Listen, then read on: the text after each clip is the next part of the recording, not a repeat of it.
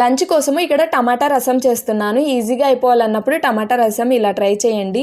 నేను ఇక్కడ 3 టమాటాలు తీసుకున్నాను. ఎంత క్వాంటిటీ కావాలనో అది బేస్ చేసుకొని తీసుకోవాలన్నమాట. టమాటాలు బాగా పండి ఉంటేనే రసం టేస్ట్ వస్తుంది. ఇంకా చింతపండు కూడా కడిగి అందులోకి వేసుకొని మిక్సీ పట్టేసుకున్నాను. ఇంకా ఆ ప్యూరీలోకి కొంచెము ఉప్పు వేసుకుంటున్నాను అనమాట. ఇక్కడ వాటర్ ఎంత క్వాంటిటీ కావాలో అంటే మనకి తెలుస్తుంది కదా, థిక్నెస్ని బట్టి వేసుకోవాలి. కొందరు థిక్గా తింటారు, కొందరు రసం పలచగా ఉంటేనే తింటారు కదా. ఇంకా అందులోకి రసం పొడి కూడా వేసుకున్నాను. నాకు తెలిసి ఈ పద్ధతిలో చేసుకోకపోవడమే బెస్ట్ అనమాట. త్వరగా అయిపోవటానికి ఇలా చేసుకోవాలి, ఎందుకంటే ఆ సీడ్స్ అన్నీ కూడా మిక్సీ పట్టేస్తాం. ఇంకా జస్ట్ ఇక్కడ పోపు పెట్టేసుకున్నాను. రసం ఎక్కువ మనము ఉడకనియకూడదు అనమాట, ఎందుకంటే టేస్ట్ పోతుంది. ఇంక ఇక్కడ మా పిల్లలు వీడియో పోస్ట్ చేశాను కదా నేను ఆల్రెడీ, అది వాళ్ళు కూడా చూస్తున్నారు. ఇంకా ఇక్కడేమో మునగాకు తాలింపు చేస్తున్నాను అనమాట. అంటే మా సైడ్ చేసినట్లు ఉడకపెట్టేసుకొని అది వాటర్ అంతా మొత్తం పిండేసేయాలన్నమాట. ఆయిల్ వేసుకొని ఆనియన్ కట్ చేసుకొని అందులోకి వేసుకొని అందులో కొంచెం వాటర్ లాగా ఉంటుంది కదా, అది మొత్తం పోయేలాగా ఆయిల్లో ఫ్రై చేసుకోవాలి.